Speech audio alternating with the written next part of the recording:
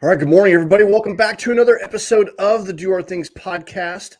I'm Jay Teagues, and I have in studio with me Angie. Angie, how you doing this morning? I am doing great. My coffee's brewing. I smell it. I'm excited to try it. I mix some pumpkin and cinnamon, vanilla coffee It's together. So it pumpkin is spice brewing. latte season, Yeah, PSLs. I like it. I'm down for it, but Yeah, I only drink it like for maybe a month and then I'm done. And then I'm yeah, over it. months. Do Ready you to move start? I on. know they start bringing it out with the Christmas trees in July. No, You I started. wait You until enjoy it then? October. Yeah. Nope. Mm-mm. You Nope. cannot start PSLs until October 1st. There's a very short window. Only Yes. until you got until Thanksgiving. Then you got to cut it off. Yeah. Well, I might go until December 1st, but then it's on to peppermint bark. Okay, well that's a couple extra days. Yeah, you got to get through Black Friday. It's right around the corner. Can you believe that? Like Thanksgiving, like 1 month No. from now, we're going to be enjoying Thanksgiving. Yes. It's nuts to That's think about. insane. Mhm. Well, anyway, this morning we're going to be talking about how to elevate your life through setting personal standards. We're going to talk about the BS that you tolerate. And, there's a correlation with how much you tolerate versus your standards. And if you can just apply some personal standards in a few different areas of your life, you can lower that tolerance, which will enhance your life. There are certain things that you're tolerating. I was going through this exercise the other day. There's certain Okay. things that I've been tolerating that have been, adding some just when you tolerate something, you are allowing something that you don't really enjoy in your life, and there's some suffering that goes along with that. And if you're aware of that, you can modulate that. This refines some of the boundaries that we talk about. And oftentimes in a lot of arenas in our life, we can't see boundaries. But in your yard, if you're standing in your yard, you know exactly where your yard ends and the neighbor's begins and where the street is. We got to have those types of boundaries in our lives. And so that's what we're going to kind of focus on this morning. But before we get into that, just a couple housekeeping notes. Make sure you smash that subscribe button so you're notified of future episodes. We live stream. We're on all of the different podcast platforms. We're on TikTok. We're on YouTube. So go check us out. And go to Apple.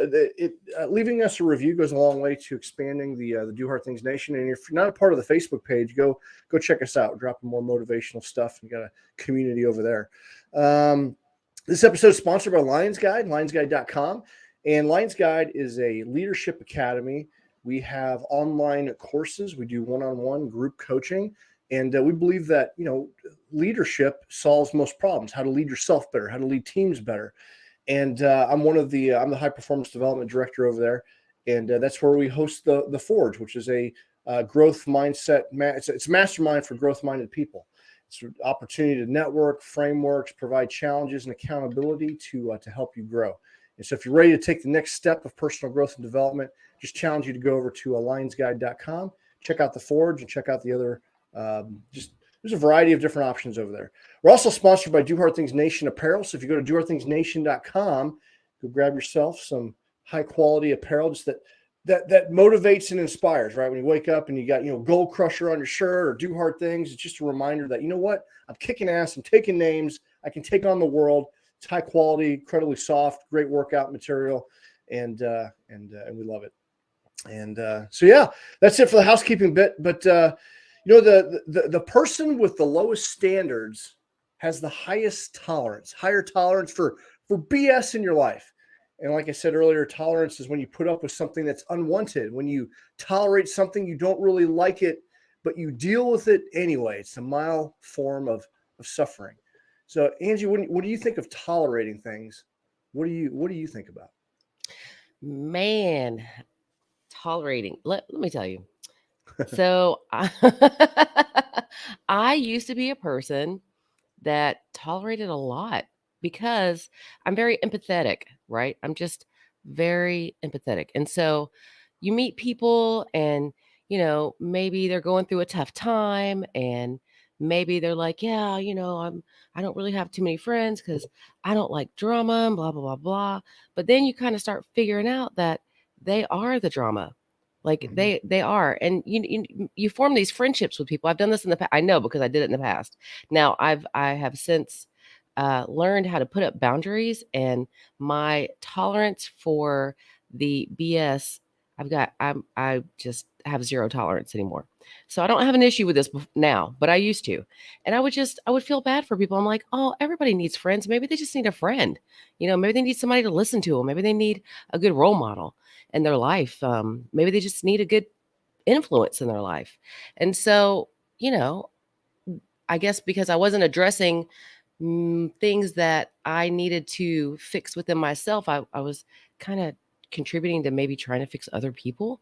But what that led to was having people in my life that were toxic and negative and ugh, just didn't enhance my life at all. You would leave with a feeling. I mean, they were good people, like intrinsically good people, but just not great to be around, always complaining about something and always got an issue with this person or that person or, just whatever it may be.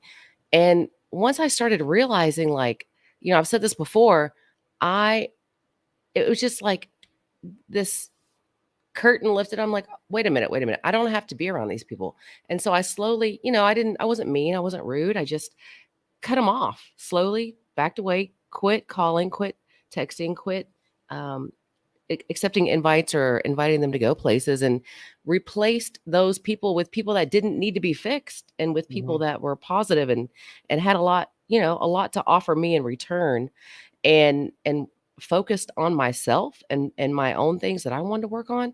And my life just, I mean, it's been great. It's been the best thing I've ever done for myself. Yeah. So one of the life arenas where we tolerate a lot of BS can be people. And you only Yes. have room for, there's a number out there called Dunbar's number. It's a hypothetical, but it's a pretty good gauge, 150.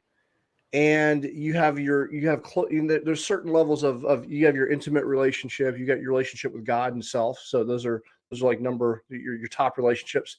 Then you have five close people, and then the next 15 are your next circle of people, and it kind of breaks down that way. But you only have room for about 150. And the more toxic, negative people, the more hell you have in your life. And it comes from Angie, as you described that. I'm hearing, like, I'm trying to be compassionate. I want to help these people. I want to elevate them, and it usually comes at a price. There's a Yes. reason that sometimes, and that's unfortunate. But when you're risking your own peace by trying to, what's the lighthouse and the tugboat, by tugboating and trying to drag people to Hmm. success, you can inevitably sink yourself. Yeah. And that's painful. But to your point, when you can start to modulate that and preserve your peace and put up some boundaries, it's infinitely better, because people can wear you the hell out for They can. sure. They can suck the life out of you. Yes. I mean, Yes. it is what it is. And sometimes it's difficult because you might have to work with them. Maybe you're related to them. Maybe they're Mhm. just a pissed off neighbor, right? It's like, oh man. And so it's hard to establish boundaries sometimes, but you've got to figure out a way to do that. And you don't have to be mean Y about it. Like you said, you don't Right. have to be. You can just kind of slowly back away. All right. Yeah. Yeah.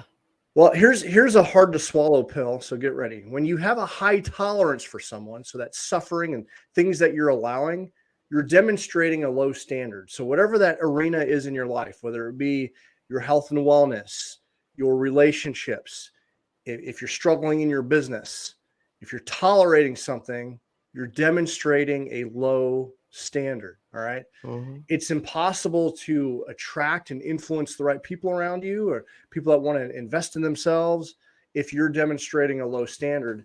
And we've all been conditioned culturally that, you shouldn't want for much, and people have it worse than you. So you basically kind of, maybe you should kind of lower your standard a little bit, right, to meet everyone else's expectation. But the reality is, you should try to create a high standard for yourself, a higher standard of living, a higher standard of how you treat other people, a higher standard of how you allow others to treat you, and how you care for yourself and your business and your health and your finances and everything. And so when you can raise your personal standards, you can accelerate your growth, and it just improves the quality of your life significantly, and therefore reduces the amount of BS that's in your life. Now, new Mm-hmm. levels, new devils, but when you get good at like raising standards and you have rules for yourself, I think your BS meter, you're more in tune with it, and you can see the BS and be more aware of it, therefore putting up some more boundaries. So it is a practice that you cultivate, and hence why these mindset groups are fantastic. Because I mean, we had a situation last week where one of our members was talking about just an issue with another person, Mm-hmm. a coach in the realm of sports, and how there was some headbutting there, and kind of dissecting like how do we handle a situation like that, right? Because there's no field manual for these things. You can Right. listen to a podcast, be able to talk it out with other people that are aware. That's where breakthroughs happen. So um, I don't know. I guess shameless plug for the Forge, but the bottom line is you got to find circles and the right people that you can have like adult conversations and talk through these things with, because these things are challenging and they're difficult. Sometimes you feel like you're on an island and alone, Yeah, and you're not the only one dealing with these things. that's right. So your standards that you set for yourself are a choice, and being awareness is always number one. So what are you tolerating? I guess that'd be the first question. What in your life right now are you tolerating in your health and your wellness, in your bank account, in your relationships, in your business? What are you tolerating right now? What's that unwanted thing that you're allowing to cause suffering in your life? And that's okay. This is uncomfortable a little bit, right? Because you're probably thinking, oh, there's that thing, and I'm a performance coach. I've got areas in my life that I probably need to elevate, and so that's why this topic's front of mind. These things ebb and flow. And then what boundary, what standard or rule can you set for yourself?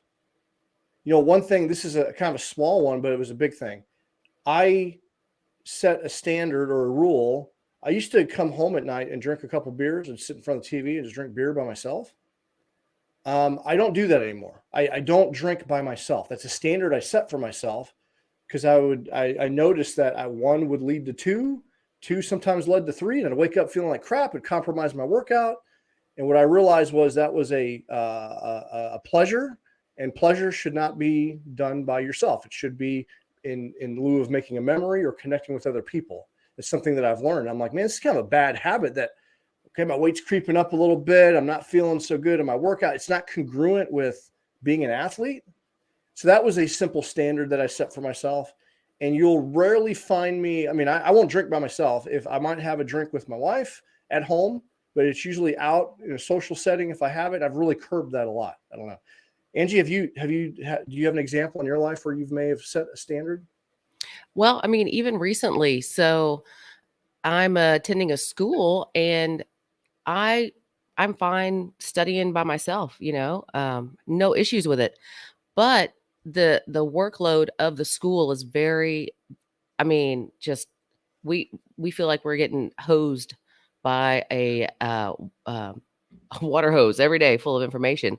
And so what some of us have started to do is meeting and studying together. And when I say studying together, we're each working on our own assignments, right? But it's like that accountability piece, right? We're all in the same area. We're all working toward the same goal, maybe not on the same project, but it's just another level of accountability.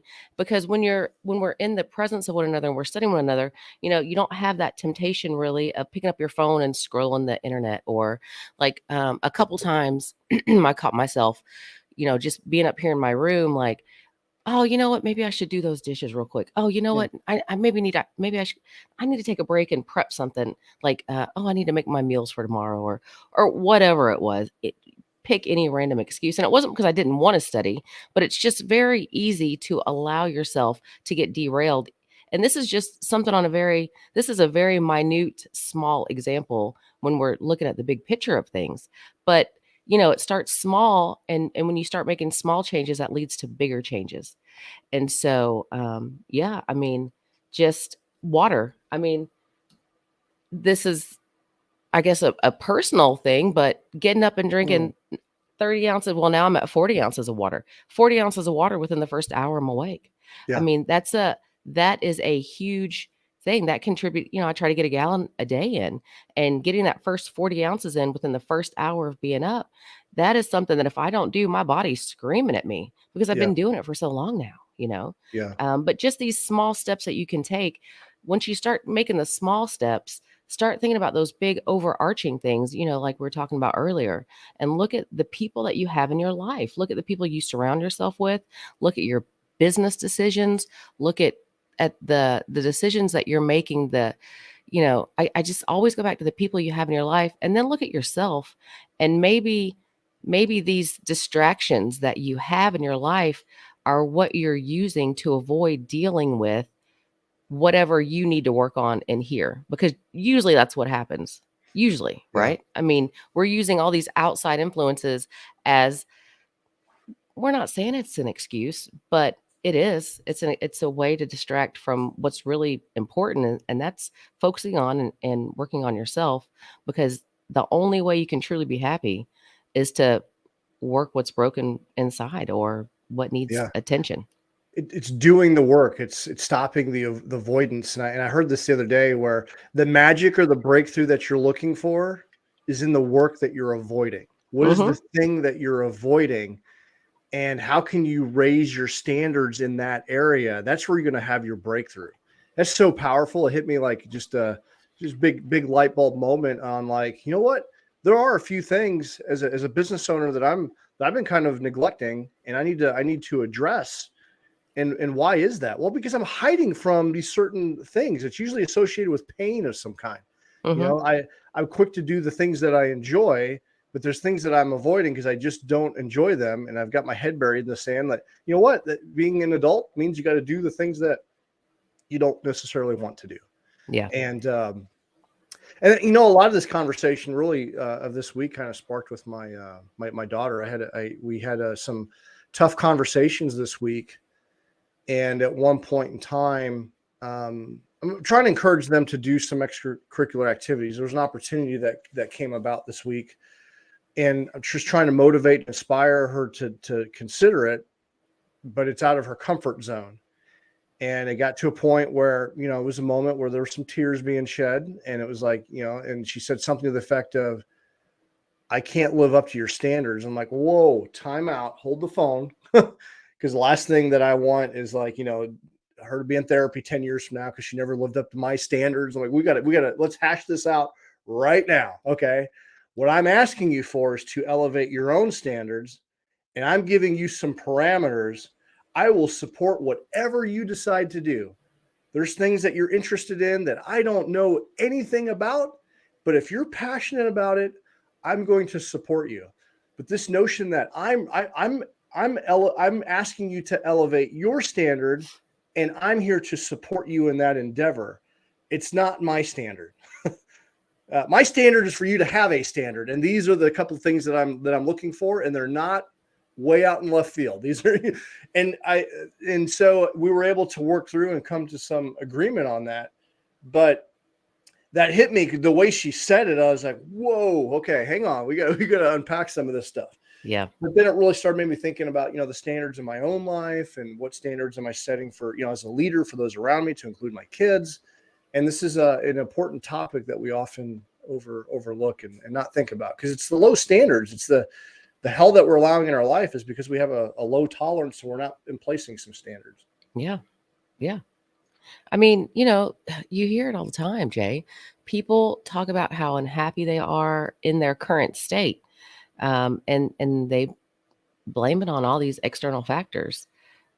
But you really got to stop and put your brakes on, and take a look at yourself, self reflect, and prioritize. You know, I mean, first, wouldn't you say people have to have clarity to even know Yeah, what direction they want to go in? absolutely. You know what I And mean? and to your point, like, life is hard. It's not fair. Mm-mm, Life isn't fair. mm-mm. But I think you get to set some rules for yourself, just like any sports team or sports endeavor. There's some rules in place, and that helps you negotiate life a little bit better, even when it is unfair. and it all starts with having self-awareness Yeah. of what you want, and happiness has to be pursued, and happiness comes with establishing good boundaries and being focused on what it is that you enjoy, establishing those standards for yourself and then pursuing them.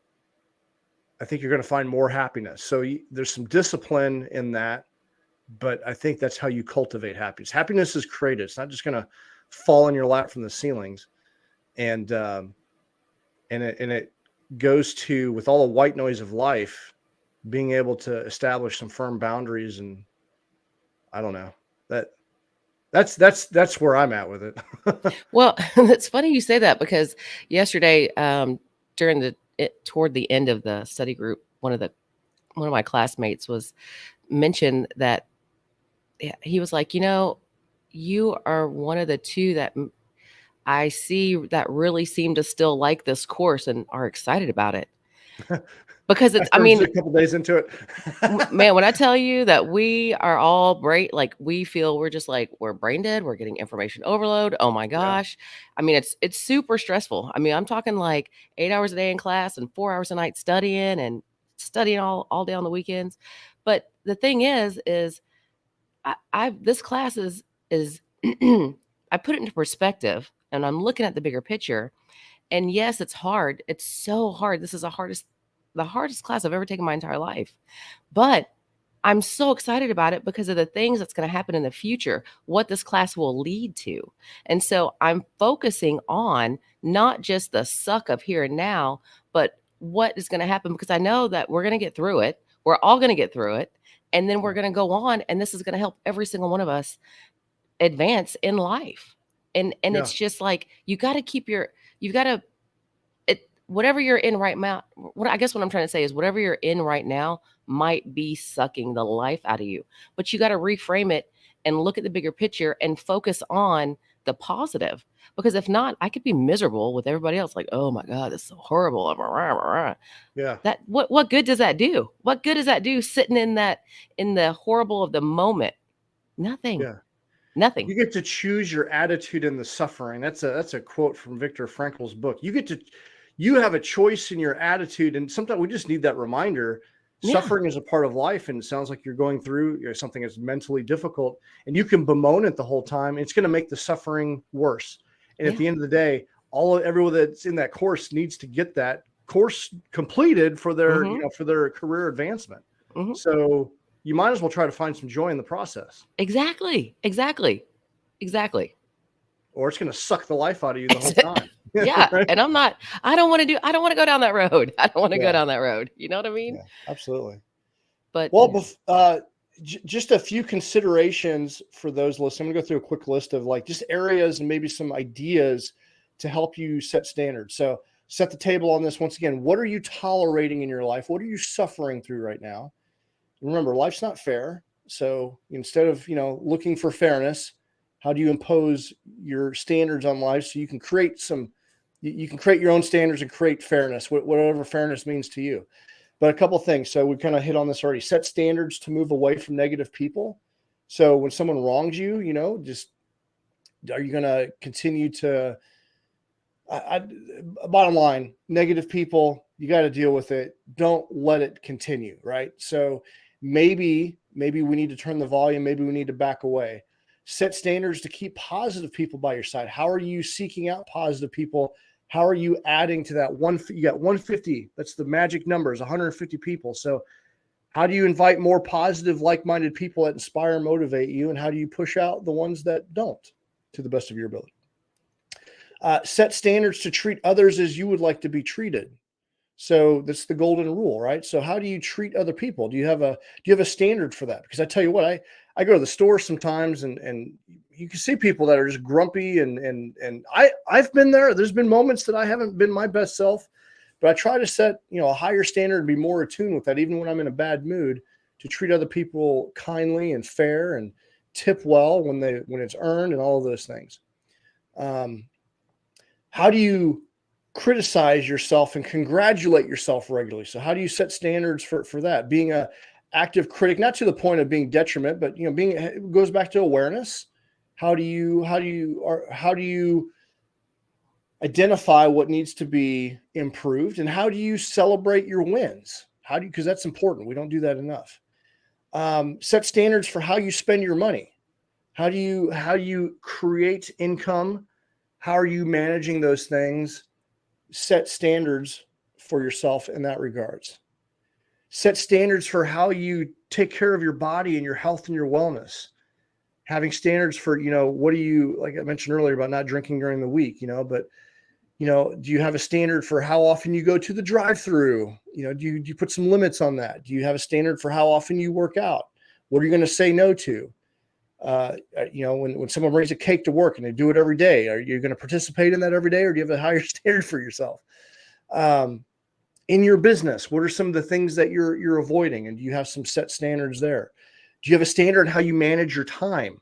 A rule that I have for myself is Sunday night, I plan out my week. I plan out the big rocks because that's important. It's so important in how, your life management is so critically important. So because I wasted so much of it. So I have a higher standard for how I implement my time. I don't answer my phone in real time all the time. I batch those things. So I know it frustrates people trying to get a hold of me sometimes. I'm okay with that. That's my standard. People that know me well, I have a list of people that'll answer the phone anytime when they call, but more than likely they know that if I don't answer back, they know that, the standard is I'll probably call them later in the day unless they absolutely need to get a hold of me. And I've set that standard to keep my peace and keep in the flow and be productive. So those are just some considerations out there. What are you tolerating? How can you establish some higher standards for yourself? Any other final thoughts on this topic? Raise your standards. Raise your standards. Have a better life when you do that. Yeah. Raise them. All right. See what happens. Yeah, absolutely. All right. So now let's talk about our weekly winner. Let me get my screen up here. This one's pretty cool. This one's super cool. All right. You guys see my screen here? All right. This is Corey. This is Corey Azimuth. He's a U.S. Marine Corps veteran. Can you see my screen okay? Yeah, cool. And he's a current Appleton firefighter and paramedic who has been recently training to break the world record for completing a full marathon with a 100-pound rucksack.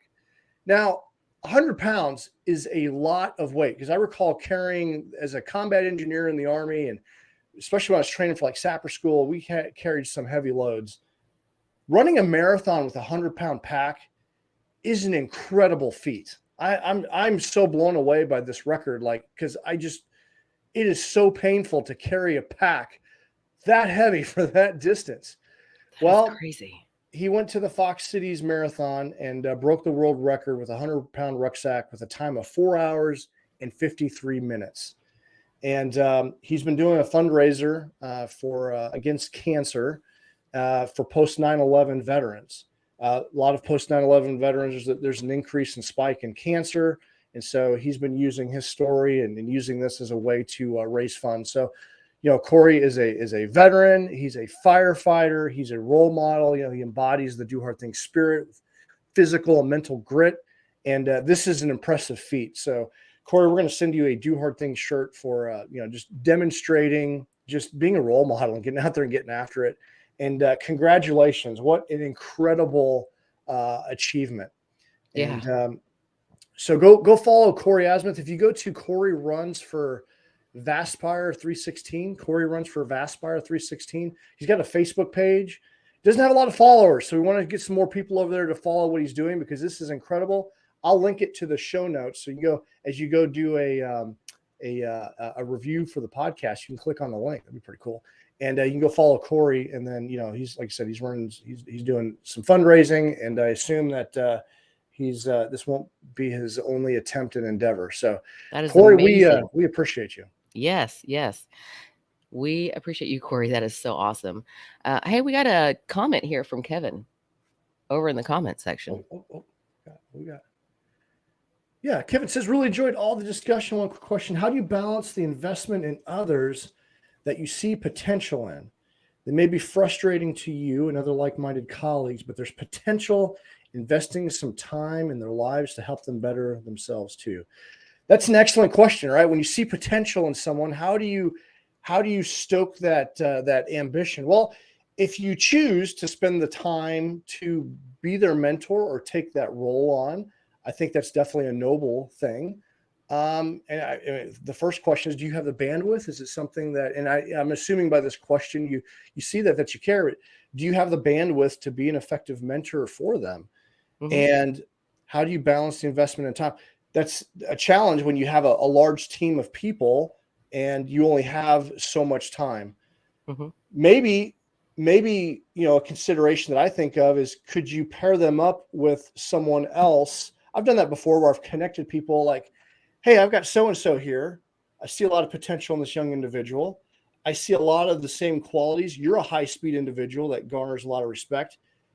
Would you like this mentorship opportunity? Because I don't have the time or capability. This is what you'd have with that other individual.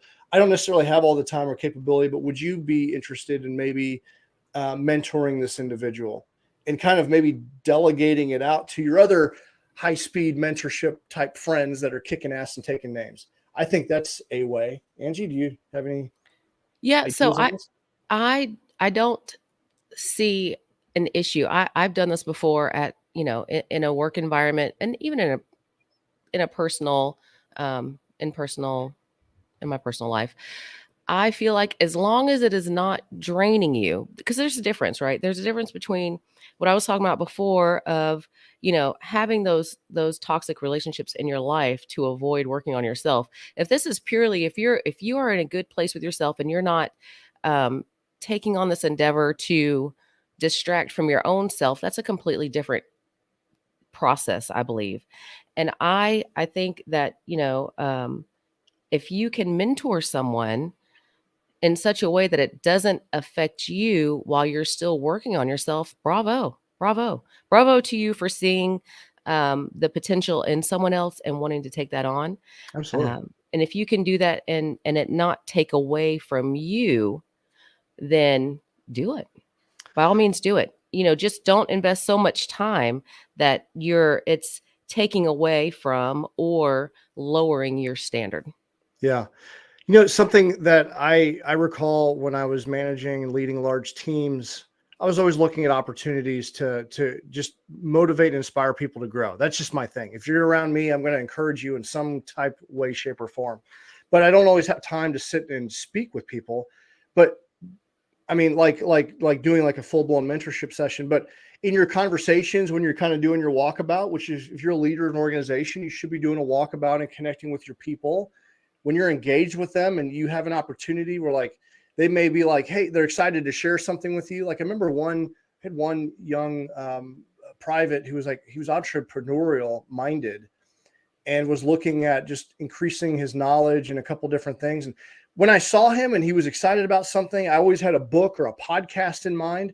I would just share that nugget of information, and may not have been like, a 30-minute mentorship session, but at least I gave him a tool or something, encourage him to go check it out. And then he would come back to me like, hey, I listened to that podcast. It was so helpful. Yeah. So it was like mentorship, like rapid fire, but it was just because it's what I had the bandwidth to do and the capacity in which I could serve. And it was still incredibly impactful. Handing someone a book, giving someone a resource or a podcast, steering someone in the right direction, pairing them up with someone else that maybe have some bandwidth. Those are all ideas that come to my mind. Mm-hmm. Yep. And just keep checking in with yourself. I think that's the main thing is don't lose sight of your own self and goals while you're mentoring these other people. Yeah. Because you can overdo it. You can cut yourself short, and it all comes from a place of love. It all does. But we only have so much bandwidth. And I think that's part of being a good leader, is knowing how much bandwidth and how much resources you have. And it sucks because there's responsibilities that aren't always fun, but they have to get done, because mentorship is fun and but you can overdo it as well. So, because if you're passionate about it. So, yeah. And that's tough. It's one of those hard pills to swallow. So yeah. Why do we only have 24 hours in a day? I could probably use an extra couple. I know. I could use a whole lot more. Yeah. Well, Kevin, we appreciate it. Yeah. That was a great little segue there. Hopefully that was useful to someone. And hey, if you're out there listening, we're live streaming. We would love to get questions. I think that's great. We're on the TikTok. We're streaming on the Facebook and LinkedIn and YouTube. So send your questions our way. You can also email them ahead of time or ask them in the Facebook page. So we definitely welcome that. That's right. So, Yeah. all Yeah. right. So hey Jay, don't forget to go out and make somebody smile today. Put a smile on somebody's face. That's what I plan on trying to do today. Today. Yeah, we want kindness in the world. If you're watching the Mhm. news and everything else going on, the world needs some kindness. It starts in your sphere of influence, right?